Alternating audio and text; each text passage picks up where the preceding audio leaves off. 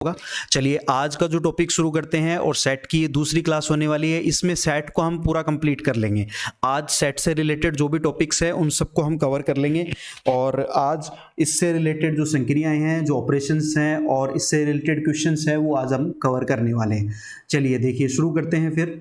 आज की जो क्लास है इसमें आप सबसे पहले जो टॉपिक ले रहे हैं वो है आपका सबसेट। सबसे इंपॉर्टेंट टॉपिक है सबसेट। क्या होता है? उपसमुच्चय। इसको हम कवर करते हुए चल रहे हैं। देखिए एक समुच्चय ए समुच्चय बी का उपसमुच्चय कहलाता है यदि ए के सभी अवयव बी में हो। यानी इसको संकेत हम कैसे दिखाएंगे? इस तरह से इसका संकेत होगा दिखाने का, सी जैसा लिखेंगे हम इसको और इसे इस तरह से हम पढ़ेंगे कि ए जो है वो उपसमुच्चय है बी का।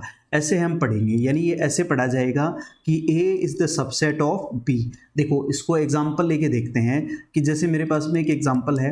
ए एक सेट है जिसके एलिमेंट है इस तरह से आपके पास 1 2 3 4 और एक सेट बी है जिसके एलिमेंट्स हैं यहाँ पर 1 2 3 4 5 6 7 8।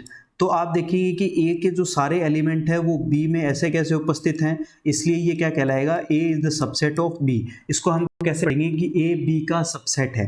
ठीक है, इसको हम इस तरह से हम पढ़ सकते हैं। और इसका एक उदाहरण ले लेते हैं। जैसे एक पी एक समुच्चय है मेरे पास में, एक सेट है जिसके एलिमेंट हैं ए बी और सी। एक क्यू सेट है जिसके एलिमेंट हैं इस तरह से A B C D E F. तो आप देखेंगे कि ए बी और सी तीनों अवयव जो हैं, तीनों एलिमेंट क्यू में उपस्थित हैं, ए बी और सी। तो इसको इस तरह से पढ़ा जाएगा कि P is the subset of Q, यानी P जो है वो Q का सबसेट है। देखो जिस तरह से आपकी एक स्कूल होती है वो एक सेट है और आपकी जो क्लासें होती है स्कूल के अंदर, चाहे वो पहली क्लास है, दूसरी क्लास है, इसी तरह से 12th क्लास, वो सारी की सारी क्लास जो है वो आपकी स्कूल का क्या होती है? सबसेट होती है। क्योंकि स्कूल क्लास के जो स्टूडेंट है वो स्कूल के भी स्टूडेंट है, बिल्कुल इसी तरह से। तो इस तरह से हम इसको उदाहरण से समझ सकते हैं। बहुत आसान है, आराम से समझ में आ गया होगा। इसमें एक प्रॉपर्टी है जिसको आप समझ के चलिए, बहुत आसान है कि अगर देखो ए के सारे अवयव, ये तो आपको समझ आ गया होगा कि अगर ए के सारे अवयव बी में उपस्थित हैं तो ए जो है वो बी का क्या कहलाएगा? सबसेट कहलाएगा। तो इसके बहुत सारे उदाहरण हम ले सकते हैं। जैसे मैंने क्लास का एक उदाहरण लिया, जैसे एक परिवार का उदाहरण ले सकते हैं कि भाई एक परिवार है आपके पास में और एक परिवार का मान लो एक दादाजी है, ठीक है, और उनके मान लो 4 बच्चे हैं 4 बच्चे हैं और इन चारों बच्चे एक साथ ही रह रहे हैं, एक परिवार में रह रहे हैं पूरा। तो ये पूरा का पूरा क्या कहलाएगा? एक सेट कहलाएगा। अगर मान लीजिए किसी एक बच्चे की शादी हो गई और वो जो है अलग परिवार बना लेता है, अलग अपने बीवी और बच्चों को साथ अलग रहने लग जाता है, तो वो अपने आप में क्या हो जाएगा? एक सेट हो जाएगा। तो वो अलग रह रहा है तो ये इस पूरे सेट का क्या कहलाएगा? सबसेट भी कहलाएगा। यानी इस पूरे सेट का क्या कहलाएगा? ये एक सबसेट भी कहलाएगा क्योंकि ये इसी का एक भाग है। ठीक है, तो इस तरह से हम इसको समझ सकते हैं। अब यहां पर एक समझने वाली जो प्रॉपर्टी है उसको मैं बता रहा हूं, वो समझिए कि यदि एफ ए अगर एक सबसेट है बी का, ए अगर बी का सबसेट है, इसको ऐसे समझते हैं, कलर में चेंज कर लेता हूं थोड़ा समझ में आ जाए अच्छे से, कि मान लीजिए ए जो है वो बी का सबसेट है। एक ए सेट है जो बी का सबसेट है और यदि b जो है वो a भी a का सबसेट है, यानी a b का सबसेट हो गया और b a का सबसेट हो गया, तो ये तभी पॉसिबल होगा यदि और केवल यदि, if and only if a is equal to b। ये तभी पॉसिबल होगा, ये प्रॉपर्टी याद रखना, इफ एंड ओनली इफ। ये तभी संभव होगा जब a जो है वो b का सबसेट है और b a का सबसेट है, तो a जो है और b दोनों बराबर होंगे यदि और केवल यदि। ये समझ लेना भाई, ये कई बार आया हुआ है एमसीक्यू में, समझने वाली चीज़ है, आसान सी बात है। ओके चलिए, आई थिंक समझ में आ गया होगा। स्क्रीनशॉट लेते चले साथ में, और अगर आप नोट्स बना रहे हैं तो वेल एंड गुड है, नोट्स साथ बनाते चले। एक रफ नोटबुक ले लें या एक फेयर नोटबुक ले लें और उसमें साथ में नोट्स बनाते चलेंगे तो बहुत फायदा होगा आपको। साथ साथ लिखते चलेंगे तो याद होती चलेंगी चीज़ें।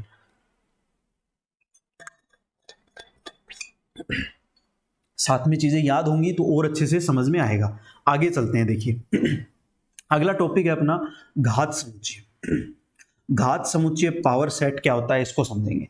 देखिए एक सेट जो होगा उस सेट के बहुत सारे सबसेट बन सकते हैं। इससे पहले एक टॉपिक हम डिस्कस करते हैं जो हम रिक्त समुच्चय पहले पढ़ चुके हैं। एक नोट लिखाता हूं मैं, वो लिखिए। देखिए सबसे पहले कि एक नोट में एक बात लिखिए कि फाई जो है आपके पास है, जिसको हम कहते हैं रिक्त समुच्चय, यानी एम्प्टी सेट, रिक्त समुच्चय। रिक्त समुच्चय जो आपके पास है, phi is the subset of every set, यानी हर एक सेट का फाई जो है वो सभी सेट का क्या होगा, उप समुच्चय कहलाएगा। दूसरी बात ये लिखिए आप यहां पर नोट में कि every set is the subset of itself, यानी दो बातें याद रखनी है ये कि एक तो फाई जो होगा वो सभी का सबसेट होगा, चाहे वो कोई भी सेट आ जाए, फाई जो है वो सभी का क्या होगा, सबसेट कहलाएगा, ये याद रखना है। दूसरा जो है वो हर एक सेट जो है वो खुद का ही क्या होता है, सबसेट होता है, ये भी याद रखना है। दो बातें याद रखनी है कि एक तो phi is the set of every set, एक तो ये याद रखना है phi is the subset of every set, यानी फाई जो है वो सभी का सबसेट होता है। दूसरी बात ये याद रखनी है कि every set is the subset of itself, यानी हर एक सेट जो है वो खुद का भी क्या होता है, सबसेट होता है। ये दो बातें याद रखनी है। अब देखो, जब हम पावर सेट पढ़ रहे हैं, घात समुच्चय, तो देखो पावर क्या होती है। जब भी कोई सेट हो मेरे पास में, उसके जितने ज़्यादा सबसेट बनेंगे वो उतना ही पावरफुल होगा, है ना।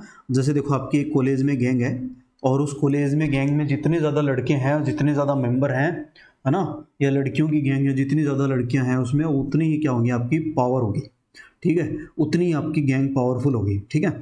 तो वैसे ही क्या होगा यहाँ पर सेट में समझते हैं कि जैसे एक सेट है मेरे पास में, 1, 2 और 3 एलिमेंट है इसके, तो इसके कितने सारे पावर सबसेट बन सकते हैं। देखो, 2 तो फिक्स हो गए, एक तो आपके पास फाई और एक ही खुद। अब इसके अलावा कितने सारे सबसेट बन सकते हैं इसके, जैसे एक तो फिक्स हो गया कि भैया फाई होगा, फिर उसके अलावा जैसे 1 एक बन गया, एक 2 बन गया, एक जैसे मैंने 3 बना दिया, ये भी इसके क्या हो गए, सबसेट हो गए। अब 2 वाले बना दिए, जैसे मैंने ये बन गया, एक 2 3 का बन गया सबसेट, एक बन गया 1 3 है, और एक ये क्या बन गया, खुद बन जाएगा 1 2 और 3। तो देखो ये इतने सारे क्या बन गए, इनके सबसेट बन गए, ठीक है। तो यानी इनके 3 एलिमेंट है, 1 2 3, और इसके कितने सबसेट बन गए, 1 2 3 4 5 6 7 और 8 बन गए टोटल, ठीक है। तो इसी को हम क्या कहते हैं, पावर सेट कहते हैं। इसको PA से डिनोट करेंगे, और ये सारे के सारे जो है वो हम इस तरह से बड़े ब्रैकेट में लिख देंगे, इस तरह से। इसी को हम क्या कहेंगे, यानी जो आपके पास में कलेक्शन आपने कर लिया सबसेट्स का, जितने पावर सेट, जितने संभव सेट सबसेट बन सकते हैं एक सेट के, वो सारे के सारे क्या कहलाएंगे, पावर सेट कहलाएंगे, ठीक है। उन सबको हम इस तरह से लिख देंगे, ये पावर सेट कहलाएंगे, ठीक है। अब नंबर ऑफ पावर सेट क्या होता है वो भी देखते चलते हैं साथ में, कि नंबर ऑफ पावर सेट क्या होता है, कि इसको हम NPA से लिखते हैं, NPA, और इसका फॉर्मूला होता है 2 की पावर n। n का मतलब होता है यहाँ पर आपके पास में नंबर ऑफ एलिमेंट, यानी number of elements, number of elements, यानी जो आपके पास में अवयवों की संख्या। अब इसमें अवयव कितने थे भाई, 1 2 और 3 अवयव थे, तो 2 की पावर 3 बराबर कितना आ जाएगा, 8 आ जाएगा।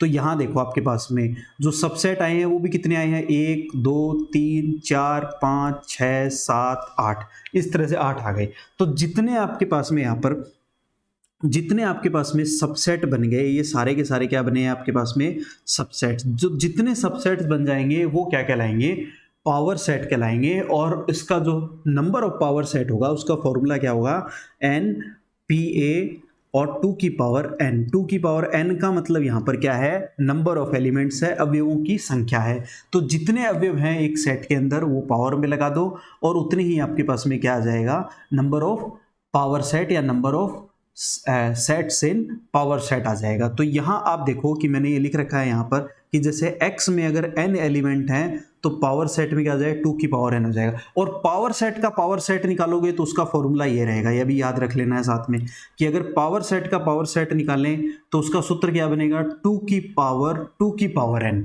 ये बनेगा। तो ये भी याद रख लेना है भाई अच्छे से, आसान सी बात है, इसको भी हमें समझ के चलना है। एक और उदाहरण ले लेते हैं, चलो मैं इसको एक बार इतना ही छोड़ रहा था कि भी अगला टॉपिक कर लें, पर अब मुझे लगता है कि इसका एक उदाहरण और ले लें तो ज़्यादा अच्छा रहेगा। चलिए देखो इसका एक उदाहरण और ले लेते हैं और अच्छे से समझ में आ जाएगा। जैसे एक उदाहरण लेता हूँ मैं एक और, कि मेरे पास में जैसे एक सेट है ए और उसके एलिमेंट है मेरे पास में यहाँ पर ए बी और सी।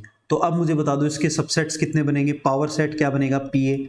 पावर सेट क्या बनेगा, फाई तो फिक्स है वो लिख लेते हैं पहले, फिर उसके बाद में ए आ जाएगा, फिर उसके बाद में बी आ जाएगा, फिर उसके बाद में सी आ जाएगा, फिर उसके बाद में ए बी आ जाएगा 2, फिर उसके बाद में इस तरह से बी सी आ जाएगा, फिर उसके बाद में क्या आ जाएगा यहाँ पर ए सी आ जाएगा, और फिर उसके बाद में अगला कौन सा आ जाएगा, खुद ही आ जाएगा।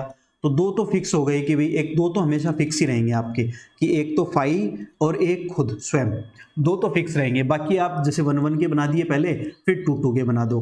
3-4 है तो 3-3 के बन जाएंगे, 4-4 के भी बन जाएंगे। अब नंबर ऑफ पावर सेट क्या आ जाएगा यहाँ पर, नंबर ऑफ पावर सेट 2 की पावर 3, क्योंकि 3 ही एलिमेंट है यहाँ पर, 3 अवयव हैं तो 8 आ जाएगा। ठीक है। अब एक और मैं आपको दे रहा हूँ उदाहरण, ये आप खुद करना घर और मुझे कमेंट में बताना अगर आपने कर लिया हो तो। 1 -1 0 और 1 ये करना। और एक और उदाहरण दे रहा हूँ मैं, 2 उदाहरण दे रहा हूँ जो आपको खुद करने हैं और मुझे कमेंट करके बताना कि हाँ सर हमने कर लिया है। एक आपको करना है इस तरह से 2 1 2 1 3 और 5, इसका भी आपको इन दोनों के क्या करने हैं, पावर सेट बनाने। एक तो P आपको बनाना है यहाँ पर, PPA बनाना है, PP और PP बना देना एक तो, और एक बना देना यहाँ पर PQ बना देना। ठीक है। और इसके नंबर ऑफ एलिमेंट भी निकाल देना, इसके 2 की पावर 3 और इसके 2 की पावर 4 आ जाएंगे। ठीक है। चलिए ये आप करोगे, आगे वाला देखते हैं। ठीक है। आई थिंक समझ में आ गया होगा। किसी को कोई डाउट है तो मुझे कमेंट सेक्शन में जरूर बताएं। आगे वाला टॉपिक देखते हैं। देखो आगे वाला टॉपिक है अपना सार्वत्रिक समुच्चय या यूनिवर्सल सेट, इसको कहते हैं। यूनिवर्सल सेट क्या होता है इसको समझिए। देखो नाम से ही पता चल रहा है यूनिवर्सल यानी सबसे बड़ा सेट। सबसे बड़ा जो सेट होगा इसको हम क्या कहते हैं, यूनिवर्सल सेट कहते हैं। जो सबसे बड़ा सेट होता है इसको हमेशा यू से व्यक्त करेंगे, कैपिटल यू से। और जैसे मेरे पास में है 1 2 3 4 5 6 7 8 9 10, ये एक मान लो सबसे बड़ा सेट है। और इसके अंदर होंगे जितने भी सेट होंगे, जैसे मान लो ये आ गया 2 4 6 8, एक सेट भी आ गया इसके अंदर, मान लो जिसको हम ऐसे लिख सकते हैं 1 2 3 4 5 7, इस तरह से। तो ये दोनों सेट क्या आ गए, इसके अंदर होंगे। जैसे आपका यूनिवर्स होता है ना, यूनिवर्स होता है। यूनिवर्स के अंदर देखो अपने पास क्या होता है, यूनिवर्सल सेट या यूनिवर्स जिसको हम कहते हैं। जैसे यूनिवर्स है अपना, उसके अंदर अपने सारे के सारे जो प्लेनेट हैं, ग्रह हैं, उसके अंदर पृथ्वी है समझे, और फिर उसके बाद में मंगल ग्रह हैं, उसके बाद बृहस्पति है, जुपिटर है, सैटर्न है और मार्स है, सबके सब ग्रह हैं। इसके अलावा जो और धूमकेतु वगैरह सारी चीज़ें आ जाती है, तो वो सबसे बड़ा सेट क्या कहलाता है, यूनिवर्सल सेट कहलाता है। जैसे आपकी स्कूल है, अब इस स्कूल के अंदर सारी क्लासें आ गई, जैसे केजी से लेके 1 2 3 और 12 तक सारी क्लासें आ गई, तो ये भी अपने आप में सेट है और ये सबसे बड़ा सेट है। तो ये क्या कहलाता है, यूनिवर्सल सेट कहलाएगा। ठीक है। अब यूनिवर्सल सेट का वेन डायग्राम देखते हैं। तो यूनिवर्सल सेट का वेन डायग्राम हमेशा एक आयत के रूप में दर्शाएंगे। इसके कोने में यू लिख सकते हो, लिखना चाहो तो, नहीं लिखोगे तो भी कोई दिक्कत नहीं है। ठीक है। और इसके अलावा जो आपके पास में यूनिवर्सल सेट है और इसके अंदर जो सेट लिखेंगे वो हमेशा हम इस तरह से वर्त से दर्शाएंगे, सर्कल से दर्शाएंगे। जैसे ये ए हो गया, ये बी हो गया, तो ए के अंदर कौन कौन से अवयव आ रहे हैं वो लिख दो, जो कॉमन है वो बीच में लिख दो, 2 जैसे इसमें आ गया, फिर उसके बाद में यहाँ पर लिख दो बाकी जो बचे हुए हैं 4 6 8, इसमें लिख दो 1 3 4 5 7, बाकी जो शेष बच गए वो बाहर लिख दो, जैसे इसमें 9 आ गया, 10 आ गया, ये बाहर आ गए। तो ये एक तरह से क्या बन गया, यूनिवर्सल सेट आ गया। यूनिवर्सल सेट को हमेशा हम आयत से, रेक्टेंगल से दर्शाएंगे। इसको हमेशा रेक्टेंगल से शो करेंगे, आयत से शो करेंगे, ये ध्यान रखना है। और अन्य जो समुच्चय होंगे, अन्य जो सेट होंगे, उनको हम किससे शो करेंगे, सर्कल से व्यक्त करेंगे। अब आगे वाला टॉपिक भी यही है। देखो अपना वेन डायग्राम, जिसको हम एलर डायग्राम भी कहते हैं या वेन डायग्राम भी हम इसको कहते हैं। तो इसको समझिए कि वेन डायग्राम में यूनिवर्सल सेट को किससे व्यक्त करेंगे, यूनिवर्सल सेट को किससे व्यक्त करेंगे, हमेशा यूनिवर्सल सेट को आप हमेशा एक आयत से व्यक्त करोगे। इसके अलावा फिर जैसे ये एक समुच्चय है ए, एक समुच्चय है बी, ठीक है, बी के अंदर एक समुच्चय ए है, इसका मतलब क्या हो गया, आप ध्यान से देखोगे तो इसका मतलब आपको पता चल रहा है कि ए क्या है, सबसेट है बी का, क्योंकि बी बड़ा सेट है और बी के अंदर उपस्थित है ए, तो इसका मतलब ए जो है वो बी का सबसेट होगा यहाँ पर। तो आई थिंक समझ में आ गया होगा, बहुत आसान चीज़ें हैं और आसानी से इनको समझना है, ज़्यादा टेंशन नहीं लेनी है, ज़्यादा स्ट्रेस लेने की जरूरत नहीं है। आगे वाला टॉपिक देखते हैं। अब यहाँ से जो टॉपिक शुरू हो रहा है ये बहुत महत्वपूर्ण टॉपिक है, इनको समझ के चलना है। ये बहुत महत्वपूर्ण टॉपिक है, इसको आपको बहुत सावधानी से समझ के चलना है, क्योंकि क्वेश्चन जो आएंगे वो यहीं से आएंगे। अब देखो, समुच्चयों की संक्रिया ऑपरेशन ऑन सेट, इसमें पहला ऑपरेशन जो आता है आपके पास में, 4 तरह के ऑपरेशन है, जिसमें पहला ऑपरेशन हम पढ़ने वाले हैं जिसमें है समुच्चयों का संघ, union of sets. Union of sets को यू से व्यक्त करेंगे और इसको ऐसे लिखेंगे कि ए यूनियन बी, ऐसे लिखेंगे। जैसे मान लेते हैं, उदाहरण ले लेते हैं कि ए एक समुच्चय है मेरे पास में, जिसके उदाहरण है जिस जो इस तरह से है 1 2 3 4 है। एक बी समुच्चय है जिसके अवयव है मेरे पास में 3 4 5 6 और 7, इस तरह से। तो ए यूनियन बी आपको करना है, यानी दोनों का संघ करना है, दोनों का यूनियन करना है। तो यूनियन का मतलब आप क्या करोगे कि सारे एलिमेंट को इकट्ठा कर लेना है आपको, और रिपीट किसी को करना नहीं है, क्योंकि समुच्चय में कोई भी अवयव एक से अधिक बार नहीं लिखा जाता। तो 3 4 5 6 और 7 इस तरह से हम लिखेंगे इसको, ठीक है। यानी आप कैसे याद रखोगे कि सारे आ जाओ पर रिपीट मत हो, रिपीट नहीं करना है, किसी को भी रिपीट नहीं करना है, रिपीट नहीं करना, ठीक है, किसी को भी रिपीट नहीं करना है आपको, कोई भी एलिमेंट रिपीट नहीं होगा, एक बार ही लिखा जाएगा। तो ये कहलाएगा आपका ए यूनियन बी, यानी सारे आ जाओ पर रिपीट मत हो, ठीक है। इसका हम वेन डायग्राम भी समझेंगे, वेन डायग्राम भी देखेंगे। फिर उसके बाद में अगला टॉपिक है अपना, जिसको हम कहते हैं समुच्चयों का सर्वनिष्ठ, यानी intersection of sets. Intersection of sets क्या है, इसको भी समझ लो साथ में। 2 समुच्चय जैसे मेरे पास में है, इसको हम कैसे दर्शाएंगे, उल्टे यू से दर्शाएंगे। इसको यू से दर्शा रहे थे, इसको उल्टे यू से दर्शाएंगे। उदाहरण यही ले लेते हैं अपन, इसको ऐसे लिखेंगे A intersection B, A intersection B या ए सर्वनिष्ठ बी।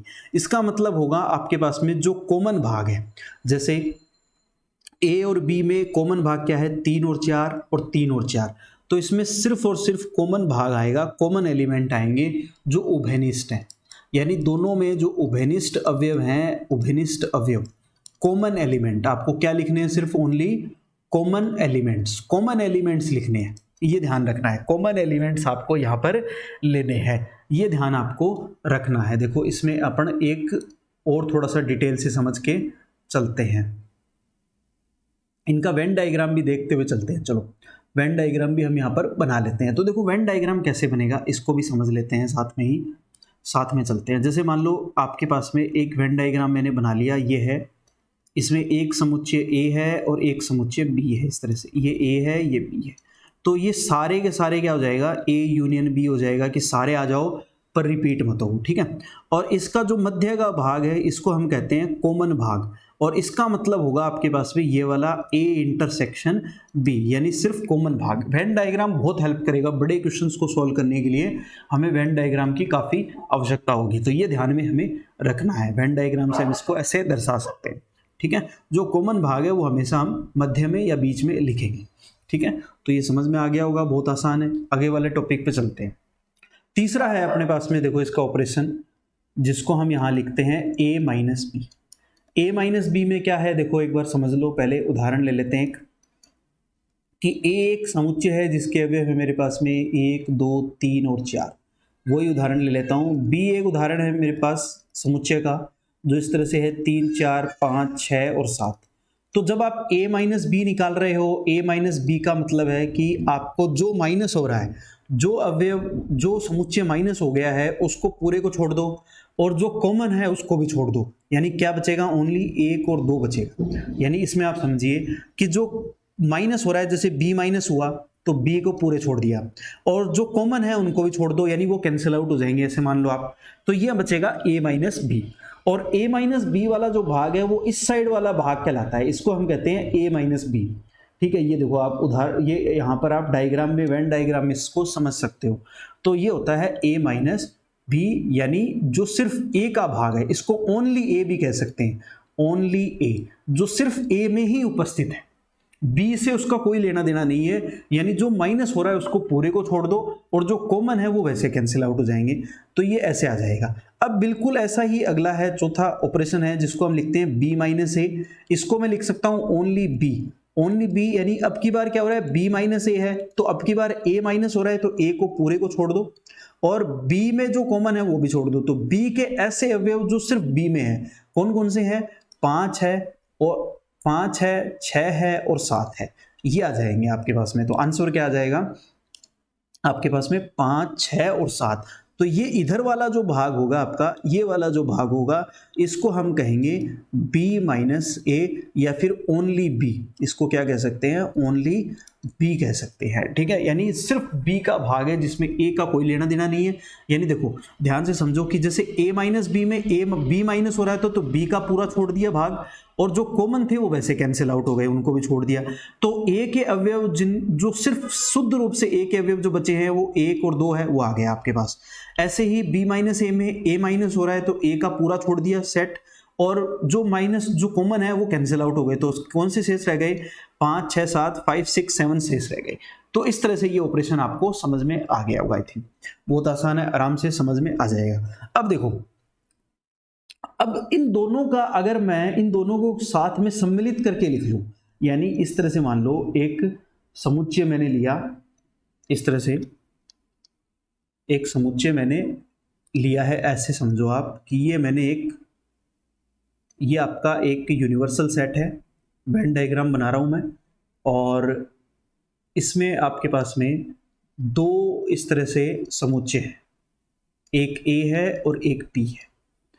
तो इस साइड वाला जो भाग होगा इसको हम कहते हैं a माइनस बी, इस साइड का जो भाग है इसको हम कहेंगे b माइनस ए, मध्य का जो भाग होता है इसको हम कहते हैं a इंटरसेक्शन b, यानी कॉमन भाग, कॉमन सिर्फ कॉमन वाला। ठीक है, तो ये आपको समझ में आया होगा, ये जो मध्य का भाग है ये सिर्फ कॉमन भाग कहलाता है।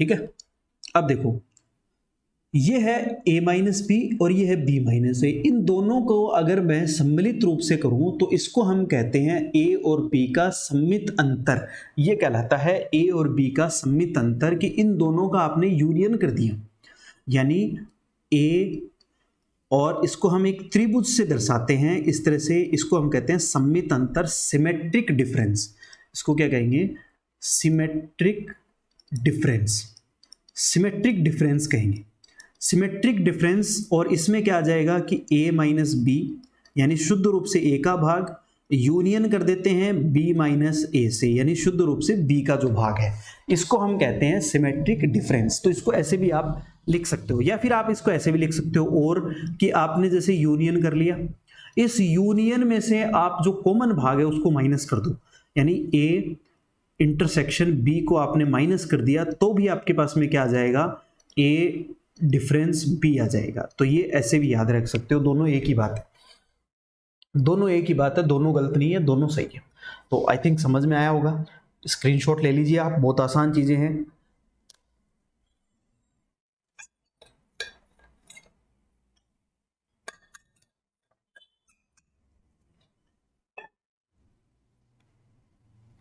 चलिए नेक्स्ट चलते हैं, आगे पढ़ते हैं। अगला टॉपिक है अपने पास में जिसको हम कहते हैं असंयुक्त समुच्चय। असंयुक्त समुच्चय डिसजॉइंट सेट क्या कहलाता है, इसको समझ के चलते हैं। असंयुक्त समुच्चय देखो, वेन डायग्राम से बताता हूं पहले मैं, फिर डेफिनेशन पे आएंगे। पहले वेन डायग्राम से समझते हैं। जैसे एक समुच्चय ए है और एक समुच्चय बी है, यानी दो ऐसे समुच्चय हैं जिनका आपस में कोई लेना देना नहीं है, दोनों दूर दूर हैं, तो ऐसे समुच्चय क्या कहलाते हैं, डिसजॉइंट सेट कहलाते हैं, असंयुक्त समुच्चय कहलाते हैं। और असंयुक्त समुच्चय में कॉमन कुछ नहीं होता, इसलिए क्या होते हैं, हम इसको क्या लिखते हैं, फाई से डिनोट करते हैं, यानी ए इंटरसेक्शन बी क्या होगा, दोनों में फाई होगा, दोनों रिक्त होंगे। ठीक है, यानी दोनों में कुछ भी कॉमन नहीं है। इंटरसेक्शन का मतलब क्या है, कॉमन पार्ट, तो दोनों में कुछ कॉमन है ही नहीं, इसलिए इनको क्या लिखेंगे, असंयुक्त समुच्चय कहलाते हैं। जैसे मान लो उदाहरण लेते हैं, एक एग्जाम्पल लेते हैं, मान लो एक सेट, एक यूनिवर्सल सेट इस तरह से है जिसके अवयव है 1 2 3 4 5 6 7 8 9 और 10। एक समुच्चय ए है, उसके अवयव है मेरे पास में 2 4 6 8 10। और एक बी सेट है जिसके एलिमेंट है मेरे पास में 1 3 5 7 और 9। अब इन दोनों में आप देखो कि इन दोनों में कुछ कॉमन है क्या, मुझे कमेंट में बताओ कॉमन है क्या। कुछ भी कॉमन नहीं है दोनों में। इन दोनों में फाइक है, यानी दोनों क्या आ जाएंगे, रिक्त समुच्चय होंगे। क्या कहलाएंगे, रिक्त समुच्चय। कुछ भी कॉमन नहीं है, दोनों में कुछ भी कॉमन नहीं है। ठीक है, तो ये आपको समझ में आ गया होगा। एम्प्टी सेट है तो इसको हम फाई से व्यक्त करेंगे। तो जब भी आपके पास में ए इंटरसेक्शन बी लिखा हुआ मिलेगा उसको हम क्या लिखेंगे, फाई से व्यक्त करेंगे। ठीक है, अगला टॉपिक है अपना जो महत्वपूर्ण है और भी ज़्यादा, वो है पूरक समुच्चय, कॉम्प्लीमेंट्री सेट। वो क्या होता है उसको भी पढ़ते चलते हैं। देखिए कॉम्प्लीमेंट्री सेट क्या होता है कि जैसे इसको भी हम वेन डायग्राम से ही समझने की कोशिश करते हैं। जैसे एक मेरे पास में एक इस तरह से मेरे पास में एक यूनिवर्सल सेट है और इसके अंदर एक सेट है मेरे पास में ए। इस ए सेट को अगर आप छोड़ दो, मान लो इस ए सेट को छोड़ दें, तो बाकी का जो बाहर का जो भाग बचेगा, शेष भाग, यानी जो बाहर का जो शेष भाग बचा है, ये क्या कहलाएगा, इसको हम कहेंगे कॉम्प्लीमेंट्री ऑफ सेट। यानी इसको छोड़ करके जो बाहर का शेष भाग बचेगा उसको हम क्या कहेंगे, कॉम्प्लीमेंट्री सेट कहलाएगा। जैसे एक इसको हम ए डैश से भी व्यक्त कर सकते हैं, या ए टू द पावर सी से भी व्यक्त कर सकते हैं, या ए बार से भी व्यक्त कर सकते हैं। तीनों से ही व्यक्त कर सकते हैं। ठीक है, और इसके तीनों का एक ही सूत्र होगा u माइनस ए। यानी यूनिवर्सल सेट से a माइनस अगर आपने कर दिया तो वो क्या आ जाएगा आपके पास में बाहर का जो शेष भाग बचेगा उसको हम कहेंगे ए कॉम्प्लीमेंट या कॉम्प्लीमेंट्री सेट। जैसे ऊपर वाला जो उदाहरण मैंने लिया है उसी से हम ए डैश फाइंड आउट करते हैं। तो देखो क्या आएगा कि इस ए को मैं यू में से माइनस कर दूंगा तो क्या शेष बचेगा, देखो 1 3 5 7 और 9 शेष बच जाएगा। ठीक है, तो ये आ गया ए डैश आ गया। इसको ए डैश से भी व्यक्त कर सकते हो, या ए की पावर सी से व्यक्त कर सकते हैं, या ए बार से भी व्यक्त कर सकते हैं। तीनों का मतलब एक ही है, वो है u माइनस सी, कि ए को आपने यूनिवर्सल सेट से माइनस कर दिया। इसको हम कहते हैं पूरक समुच्चय या कॉम्प्लीमेंट्री सेट। आई थिंक समझ में आ गया होगा, बहुत आसान सी चीज़ें हैं, आराम से समझ में आ जाएगा। अगला टॉपिक देखते हैं। अब अगला आता है अपने पास में गुणधर्म। ये महत्वपूर्ण है, इसको भी समझ के चलते हैं कि जो समुच्चयों के बीजगणितीय गुणधर्म क्या है उसको हम समझ के चलते हैं। तो सबसे पहले गुणधर्म हम इसी के देख लेते हैं, जैसे अभी हमने जो कॉम्प्लीमेंट्री सेट पढ़ा है उसी के देख लेते हैं। कॉम्प्लीमेंट्री सेट के जो गुणधर्म है उसी को देखते हैं हम कि भाई ए डैश क्या होता है, जो अभी हमें पढ़ा है u माइनस ए होता है। ये तो याद रखना ही रखना है। इसके अलावा देखो एक गुणधर्म अब इसके पढ़ते चलते हैं हम साथ में कि ए डैश जैसे कॉम्प्लीमेंट्री सेट है, इसका वापस से कॉम्प्लीमेंट्री कर दिया आपने तो ए ही आ जाएगा। यानी कॉम्प्लीमेंट्री का कॉम्प्लीमेंट्री सेट क्या होगा, ए होगा। इसको याद रख के चलना है। फिर इसके अलावा जैसे आपने u है, इसका कॉम्प्लीमेंट्री कर दिया तो u माइनस यू आएगा, और u माइनस यू क्या होगा, फाई कहलाएगा। ये याद रखना है। इसके अलावा अगर आपने फाई का कॉम्प्लीमेंट्री कर दिया तो u में से फाई को माइनस करोगे तो u ही रहेगा। आसान सा है, इसको समझ के चलना है। इसके अलावा जो अब महत्वपूर्ण है वो है अपना डी मॉर्गन लॉ। इसको थोड़ा समझ के चलना है। आपका अगला टॉपिक जो है ये है डी मॉर्गन लॉ। इसको थोड़ा समझना है भाई, ये ज़्यादा महत्वपूर्ण है। डी मॉर्गन लॉ क्या है इसको समझो। इसमें दो चीज़ें हैं। एक तो ये है कि अगर ए यूनियन बी का होल कॉम्प्लीमेंट कर दिया जाए तो ये A complement intersection of B complement कहलाता है। दूसरा है आपके पास भी कि अगर ए इंटरसेक्शन बी का होल कॉम्प्लीमेंट कर दिया जाए तो ये A complement union of B complement बन जाएगा। ये दो सूत्र है इस डी मॉर्गन लॉ के, इनको कंठस्थ कर लेना है, याद कर लेना है भैया, क्योंकि ये बहुत महत्वपूर्ण है, ये बहुत महत्वपूर्ण रहेंगे। इन पर क्वेश्चन जो है वो आपको बार बार पूछे जाएंगे और इन पर हम क्वेश्चन करने वाले भी हैं, ठीक है। तो ये ध्यान रखना है कि ए यूनियन बी का कॉम्प्लीमेंट क्या कहलाएगा आपके पास में, ए यूनियन बी का कॉम्प्लीमेंट कहलाएगा A complement intersection of B complement, ये याद रखना है। दूसरा इसको याद रखना है, और दूसरा ये है कि ए इंटरसेक्शन बी का कॉम्प्लीमेंट होल कॉम्प्लीमेंट क्या होगा, A complement union of B complement, इसको भी अच्छे से याद रख लेना है, दोनों ही महत्वपूर्ण है, ठीक है। इसके अलावा देखो अब कुछ और भी है आपके पास में सूत्र फॉर्मूले, उनको भी साथ में हम कवर करते हुए चलते हैं, जो आसान से हैं वैसे तो, पर करना पड़ेगा, थोड़ा बहुत पढ़ना पड़ेगा, ठीक है, उनसे रिलेटेड टॉपिक। जैसे देखो अगर ए है आपके पास में, अगर यूनियन कर दिया जाए ए के साथ में तो ए ही आ जाएगा, कोई फर्क नहीं पड़ेगा। इसी तरह से अगर ए का इंटरसेक्शन कर दिया जाए ए, तो ए में कॉमन क्या आएगा, ए ही आएगा, कोई फर्क नहीं पड़ने वाला। अगर ए का इंटरसेक्शन किया जाए फाई के साथ तो क्या आएगा, फाई आएगा, ये भी याद रखना है। अगर यू के साथ में ए का इंटरसेक्शन कर दिया जाए तो ए ही आएगा। अगर यू का यूनियन कर दिया जाए ए के साथ में तो यू ही आएगा, यूनिवर्सल सेट ही आएगा, क्योंकि सबसे बड़ा सेट यूनिवर्सल सेट है, तो वही आने वाला है।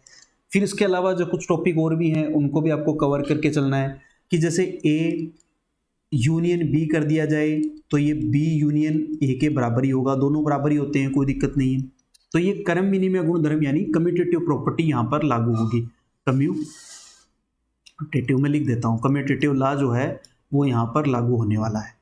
फिर इसके अलावा अगर आपने ए इंटरसेक्शन बी कर दिया और या फिर बी इंटरसेक्शन ए किया है, बात एक ही है, क्योंकि दोनों में कॉमन एलिमेंट दोनों में बराबर ही होते हैं, कोई फर्क नहीं पड़ता, दोनों में जो कॉमन एलिमेंट हैं वो बराबर ही होते हैं। ए और बी में कॉमन लो, चाहे बी और ए में कॉमन लो, कोई फर्क नहीं पड़ने वाला है, तो ये भी आपको याद रखना है। तो ये छोटे छोटे से गुणधर्म हैं जिनको हमें याद रखना है, बहुत आसानी से याद रह जाएगी। इसके अलावा देखो हम कुछ अब एक दो सूत्र है वो भी हम देखते हुए चलेंगे साथ में, एक दो सूत्र है जो हम साथ में कवर करते हुए चलने वाले हैं। देखिए कुछ सूत्र हैं जो मैं यहाँ पर ले रहा हूँ। जैसे हमने अभी पढ़ा एक सूत्र कि A union of B, A union of B का मतलब क्या था कि सारे आ जाओ पर रिपीट मत हो। तो number of A union B का जो सूत्र होगा वो हम ऐसे व्यक्त करेंगे इसको मैथमेटिकल रूप में, number of A number of B और माइनस उसमें से क्या करेंगे ए इंटरसेक्शन बी। तो हम बार बार एक वर्ड काम में ले रहे हैं कि रिपीट मत हो, तो रिपीट होने वाली टर्म को हमने क्या कर दिया, माइनस कर दिया, ठीक है।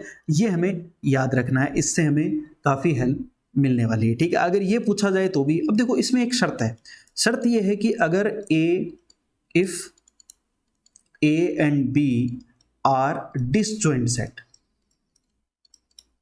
डिसजॉइंट सेट, अगर दोनों डिसजॉइंट सेट हो जाए यानी असंयुक्त समुच्चय हो जाए, अगर दोनों असंयुक्त समुच्चय हो, अगर दोनों असंयुक्त समुच्चय हो तो इस शर्त में क्या हो जाएगा कि ए इंटरसेक्शन बी क्या हो जाएगा, आपके पास में फाई आ जाएगा, ए इंटरसेक्शन बी फाई आएगा, तो इसमें दोनों में कुछ नहीं आएगा। तो उस शर्त में, उस कंडीशन में ए यूनियन बी जो है वो बराबर हो जाएगा नंबर ऑफ ए एलिमेंट के और नंबर ऑफ बी एलिमेंट के, ये याद रख लेना है, बस इतनी सी बात है, ठीक है। दूसरा सूत्र जो आपके पास में था कि अगर a माइनस बी था तो उसको आप कैसे याद कर सकते हो, a में से आप कॉमन भाग जो है वो माइनस कर दो, तो आपके पास में क्या आ जाएगा, a शुद्ध रूप से a आ जाएगा, ठीक है। ये जो डायग्राम हमने देखा था अभी मैं फिर से बना देता हूं कि जैसे आपके पास में एक सेट a है एक सेट b है, तो ये a और ये b हो गया, ठीक है। तो यहाँ पर जो अभी हमने देखा है ये इस साइड वाला भाग क्या होता है, a माइनस बी होता है, ये b माइनस ए होता है, और मध्य का जो भाग होता है जिसको हम कहते हैं a इंटरसेक्शन b, ठीक है। तो ये याद रखना है। तीसरा सूत्र इसमें याद रखना है आपको कि अगर b माइनस ए हो तो अब की बार क्या करो, b में से माइनस कर दो कॉमन भाग को, b में से कॉमन भाग दोनों में बराबर ही रहेगा, चाहे b इंटरसेक्शन a ले लें चाहे a इंटरसेक्शन b ले लें, अभी हमने पढ़ा है, ठीक है। तो यहाँ देखो अगर b में से आपने कॉमन भाग जब माइनस कर दिया तो आपके पास में क्या बच जाएगा, शुद्ध रूप से b बच जाएगा, ये याद रखना है।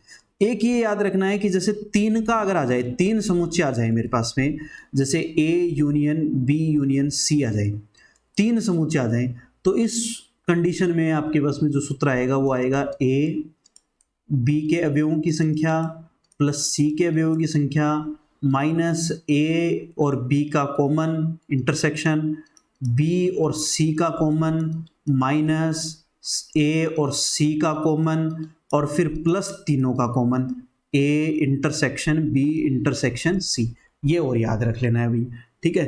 तीनों का है, अगर तीनों का आ जाए, तीन आ जाए अगर समुच्चय, तीन समुच्चय अगर दिए हुए हैं क्वेश्चन में, तो ये सूत्र हमें याद रखना है। तो तीनों ही देखो यहाँ पर महत्वपूर्ण सूत्र हैं, चारों ही ये याद रखने हैं, चारों ही बहुत महत्वपूर्ण सूत्र है। पहले वाला, दूसरे वाला और तीसरे वाला और चौथे वाला, चारों ही महत्वपूर्ण सूत्र हैं, इसको भी याद रखना है। प्लस जो डी मॉर्गन लॉ हमने पढ़ा है वो भी अच्छे से याद रखना है, वो भी महत्वपूर्ण है।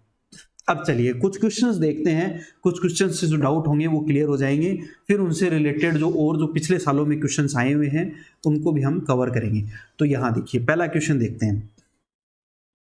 पहला क्वेश्चन क्या कह रखा है कि समुच्चय ए और बी में क्रमशः 3 और 6 अवयव हैं, तो यूनियन में अवयवों की न्यूनतम संख्या, यानी ए में अवयवों की संख्या कितनी है, 3 है, और बी में अवयवों की संख्या 6 है। तो इसका मतलब ए यूनियन बी हम निकालें तो उसमें अवयव कितने आते हैं, अभी सूत्र पढ़ा है हमने, ए प्लस बी हमने पढ़ लिया, फिर उसके बाद में माइनस ए इंटरसेक्शन बी हमने पढ़ लिया। तो भैया अगर इसमें 3 ले लेते हैं प्लस 6 ले लेते हैं, और कॉमन कितने होंगे, ज़्यादा से ज़्यादा कॉमन कितने हो सकते हैं, बी के बराबर हो सकते हैं, 3, इसका मतलब यहाँ पर 6 आंसर आ जाएगा। तो आपके पास में न्यूनतम अवयवों की संख्या 6 हो जाएंगी। और अगर कुछ भी कॉमन नहीं हो, मान लो इफ अगर ए इंटरसेक्शन बी अगर 5 होता, मान लेता हूं मैं एक बार, ये पता नहीं है हमें, है ना, क्वेश्चन के अनुसार अगर होता, तब इसमें अधिकतम अवयवों की संख्या तो मिनिमम तो कितनी हो जाएगी, 6 हो जाएगी, और मैक्सिमम कितनी हो जाएगी, 9 हो जाएगी। अगर मैक्सिमम भी पूछी हो तो 9 आ जाएगी, ठीक है। तो ये आपका पहले वाला क्वेश्चन था, आसान था। अगला देखिए क्या दे रखा है, यदि ए व बी असंयुक्त समुच्चय है तो ए यूनियन बी, अभी देखो हमने किया है कि अगर ये असंयुक्त होंगे, यानी ए यूनियन बी में असंयुक्त होंगे तो ये फाई आ जाएगा, इसका मतलब सिर्फ ए और बी ही आएगा, और वो ऑप्शन कौन सा है, सी ऑप्शन है। तो ये आंसर आ जाएगा सी। आसान है एकदम, आराम से समझ में आ रहा है, कोई दिक्कत नहीं है, कोई डाउट नहीं होगी। अगले वाला क्वेश्चन देखते हैं। एक यूनिवर्सल सेट है जिसमें अवयवों की संख्या कितनी है, 700 है, यानी एक यूनिवर्सल सेट है जिसमें अवयवों की संख्या 700 है। एक सेट ए है जिसमें अवयवों की संख्या है 200, एक सेट बी है जिसमें अवयवों की संख्या है 300, ठीक है। और ये कह रखा है कि इसमें इंटरसेक्शन यानी जो कॉमन भाग है, उस कॉमन भाग में अवयवों की संख्या कितनी है, 100 है। तो आपको क्या निकालना है, ए इंटरसेक्शन, और ये कॉम्प्लीमेंट भी दे रखा है साथ में, कॉम्प्लीमेंट का सूत्र निकालना है, ध्यान रखना है यहाँ पर, कॉम्प्लीमेंट वाला हमें ज्ञात करना है भाई। चलिए देखिए करते हैं, बहुत आसान क्वेश्चन है, आराम से समझ में आ जाएगा। देखिए तो पहले तो देखो मैं ए यूनियन बी निकालता हूँ, तो ए यूनियन बी का सूत्र जो है अभी ऊपर ही लिखा हुआ है, देखो ये लिखा हुआ मेरे पास में, इसको हम अप्लाई करते हैं। तो ए यूनियन बी का मतलब कितना आ जाएगा कि 200 प्लस 300 और माइनस 100, तो ये कितने आ जाएंगे, 500 में से 100 गए, 400 बच गए। 400 में से अब देखो ए यूनियन बी कितना आ गया, 400 आ गया, ठीक है। और हमें ज्ञात क्या करना है, ए डैश इंटरसेक्शन बी डैश ज्ञात करना है। तो अब मैं इसको ऐसे लिख सकता हूं, डी मॉर्गन थ्योरम से क्या लिख सकते हैं, ए यूनियन बी का होल कॉम्प्लीमेंट लिख सकते हैं। यही था अपने पास में, डी मॉर्गन लॉ पढ़ी है अभी हमने, डी मॉर्गन सूत्र अभी आपने पीछे जाके देखो, अभी यही लिखवाया था मैंने, देखो मैं बताता हूं आपको, अभी देखो ये लिखा हुआ है डी मॉर्गन सूत्र, डी मॉर्गन कॉम्प्लीमेंट, और ये देखो डी मॉर्गन सूत्र लिखा हुआ है कि अगर ए इंटरसेक्शन और बी इंटरसेक्शन है तो इसको हम कैसे लिख सकते हैं, ए यूनियन बी का होल कॉम्प्लीमेंट लिख सकते हैं, लिख सकते हैं ना। तो इसी के अनुसार मैंने इसको लिख लिया है यहाँ पर, ये वाली टर्म। अब इसको मैं क्या लिख लेता हूँ यहाँ पर, अब कॉम्प्लीमेंट का मतलब हमें पता ही है कि भाई कॉम्प्लीमेंट का मतलब क्या होता है, यू में से माइनस कर दो इसको, ए यूनियन बी को माइनस कर दो, तो यू कितना है 700, और यूनियन हम फाइंड आउट कर चुके हैं कितना, 400, तो 400 इसमें से माइनस कर दो, आंसर आ जाएगा 300। 300 कौन से ऑप्शन में है, ऑप्शन सी में है, तो सी अपना 300 आंसर आ गया। तो आई थिंक समझ में आ गया होगा, बहुत आसान है, एक बार आप स्क्रीनशॉट ले लो इसका।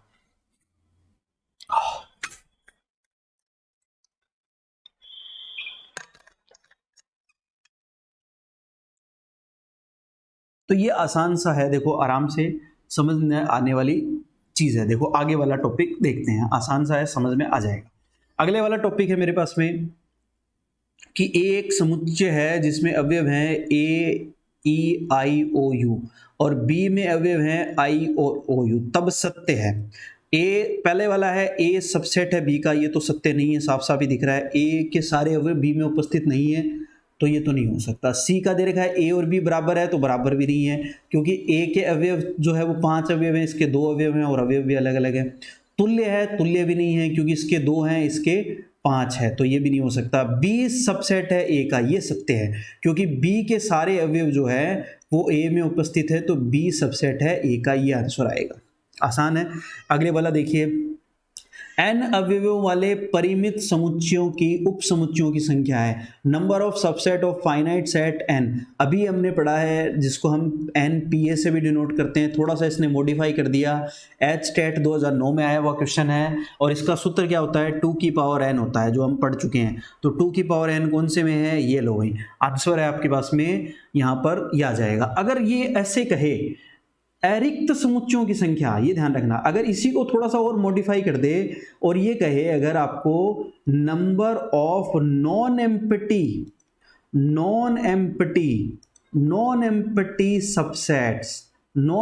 सबसेट्स कहे, तब आपके पास में आ जाएगा 2 की पावर n -1 कर देना उसमें, क्योंकि हम 5 को भी काउंट करते हैं, ठीक है, जो सूत्र में उस 5 को हम क्या कर देंगे, माइनस कर देंगे, ये ध्यान रखना भाई, ठीक है। तो ये आपके पास में आ जाएगा। और अगर प्रॉपर सबसेट कहे कि नंबर ऑफ प्रॉपर सबसेट, ठीक है, तब आपके पास में आ जाएगा 2 की पावर n -2 कर देना, क्योंकि हम 2 जो है वो खुद से लेते हैं, एक तो फाई और एक स्वयं, एक तो फाई को लेते हैं और एक स्वयं जो समुच्चय है वो 2 उप समुच्चय हम लेते हैं एक्स्ट्रा में, तो इनको छोड़ देंगे 2 को, ठीक है। तो ये भी ध्यान रखना भाई, ठीक है, कि आपके पास में अगर ओनली ये पूछा जाए तब आपके पास में क्या आ जाएगा, 2 की पावर n -2 आएगा, ये ध्यान रखना। ये 2 की पावर n आया कहाँ से, देखो एक सूत्र पढ़ा था हमने कॉम्बिनेशन में, NC0 NC1 प्लस NC2, ठीक है, इस तरह से जो NCN होता है ना, उसी का मान क्या होता है, 2 की पावर n होता है, तो ये उसी से आया हुआ सूत्र है, तो कंफ्यूज नहीं होना है, बिल्कुल एक एक चीज़ को समझ के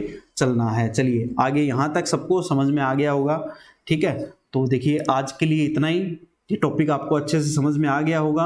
कोई डाउट है तो आप मुझे कमेंट में ज़रूर बताएं।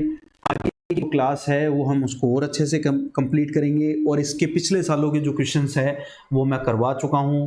पिछले सालों के जो पिछले सालों में आए हुए हैं, 10 सालों में जो क्वेश्चन पूछे गए हैं, प्रीवियस ईयर क्वेश्चंस, उनका मैं ऑलरेडी एक वीडियो बना चुका हूँ। तो भैया आपने अगर नहीं देखा है तो वो जाके देखिए, उसमें आपकी प्रैक्टिस करिए क्वेश्चंस की। आपके पास अगर कोई क्वेश्चंस और हैं तो आप मुझे कमेंट में बताइए, उनको नेक्स्ट वीडियो में हम शामिल करेंगे। तो अपना जो सेट्स का टॉपिक है वो पूरा कवर हो गया है, कवर कर दिया गया है। फिर भी अगर आपको कोई डाउट रह गया है तो आप मुझे कमेंट में बताइए, तो मैं एक और वीडियो बना देंगे, कोई दिक्कत नहीं है, ठीक है। तो आप सभी को वीडियो कैसा लगा आप मुझे बताइए, अपने फ्रेंड्स को आप शेयर करिए, ताकि ज़्यादा से ज़्यादा हमारा भी मोटिवेशन जो है वो थोड़ा सा बढ़े, मोटिवेशन हाई हो, और हम और ज़्यादा मेहनत आपके लिए करें, अच्छे क्वेश्चंस आपके लिए लेके आएँ और ज़्यादा मेहनत आपके लिए करें। चलिए आपके लिए आज के लिए इतना ही, नेक्स्ट क्लास में मिलते हैं। नेक्स्ट क्लास में हम रिलेशन जो अपना टॉपिक है वो शुरू करेंगे, और रिलेशन पढ़ेंगे, रिलेशन के बाद में फंक्शन पढ़ेंगे। साथ में आपका जो सेकंड बुक है SR सैनी की, उसमें से आपका इंटीग्रेशन टॉपिक स्टार्ट हो चुका है, इंटीग्रेशन टॉपिक चल रहा है, उसको भी आप देखिए जा करके, उसको भी आप साथ में कवर करते चलिए। और BSc का जो टॉपिक है उसमें आपका एब्स्ट्रैक्ट अलजेब्रा यानी अमूर्त बीजगणित का जो बुक है वो मैंने स्टार्ट की है, उसमें ग्रुप थ्योरी करवा दी गई है, ग्रुप थ्योरी बाइनरी ऑपरेशन जो है वो करवा दिया गया है, तो उसको भी आप थोड़ा सा पढ़िए जा करके। कोई डाउट है तो आप मुझे बताइए, उसको और आगे हम कंटिन्यू करेंगे। चलिए आज के लिए इतना, धन्यवाद।